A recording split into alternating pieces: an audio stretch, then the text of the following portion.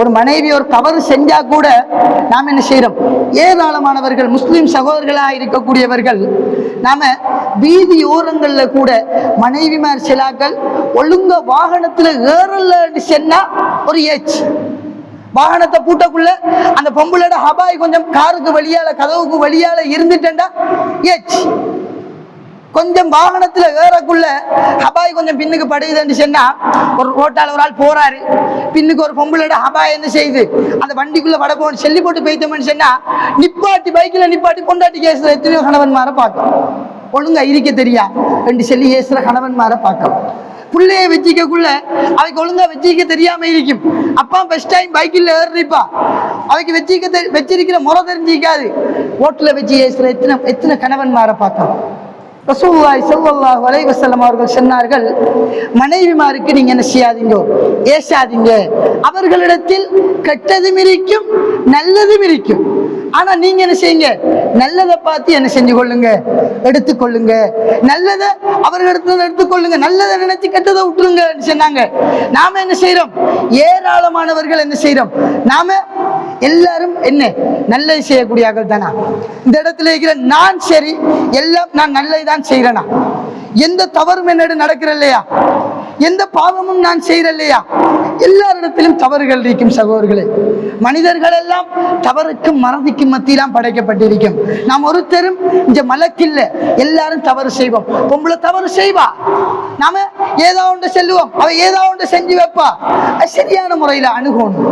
அப்ப ரசூலுல்லாஹ் நினைச்சுக்காங்க, முத்தமிட்டு போட்டு என்ன செய்வாங்க, பள்ளிக்கு போவாங்க. இப்ப நாம எல்லாரும் ஜும்மாக்கு வந்திருக்கோம். இந்த ஜும்மாக்கு வந்தன நமக்காக நம்மட மனைவி, நம்மட உம்மா, நம்மட வாப்பா, நம்மட ராத்தாமாரு என்ன செஞ்சிருப்பாங்க, இந்த ஜுப்பாய் மணி தாரது, நம்மட சேட்டாய் மணி தாரது எல்லாம் செஞ்சு அனுப்பியிருப்பாங்க. போமா இல்லையா? நம்ம போட்ட உடுப்பு கூட யாருகளை தந்த, மனைவிகளை தந்திருப்பா. நாம போட்டு விட்டு வந்திருப்போம்.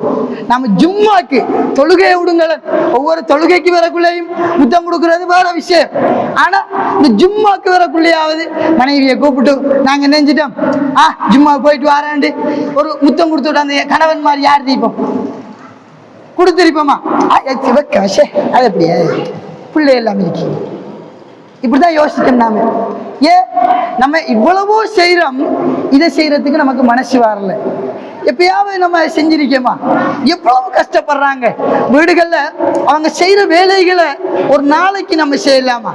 ஆனா அவன் மாறி கேட்போம், எங்களோட வேலை ஒவ்வொரு நாளைக்கு செய்வாங்களா? நாங்க செய்யற வேலை அவங்க செய்வாங்களா? ஒரு நாளைக்கு செஞ்சு பாருங்க. நாம செல்றோம் தானே, நாங்க எவ்வளவு வேலை செய்யறோம், அது செய்யறோம் இது செய்யறோம், வெயில போய் விற்கும், அது செய்யறோம் இது செய்யறோம், எல்லாத்தையும் செல்றோம். ஆனா அவங்க செய்யற வேலைகள்ல ஒரு நாளைக்கு செஞ்சு பார்த்தோம்னா இந்த கஷ்டங்கள் நமக்கு விளங்கும். அந்த அளவுக்கு ஒவ்வொரு வேலைகளையும் பல்வேறு கஷ்டங்கள் அவங்க அனுபவிக்காங்க. நாம் அதெல்லாம் விட்டுருவோம். அதெல்லாம் யோசிக்கம் இல்லை, அதெல்லாம் யோசிக்கணும் சகோதரர்களே. அதெல்லாம் யோசிச்சோம் என்று சொன்னாதான் அவங்க மீதான அந்த அன்பு வரணும் என்று சொன்னா அவங்களோட கஷ்டத்தை புரிஞ்சு கொள்ளுங்க, அவங்க வர்ற துன்பங்களை அறிஞ்சு கொள்ளுங்க.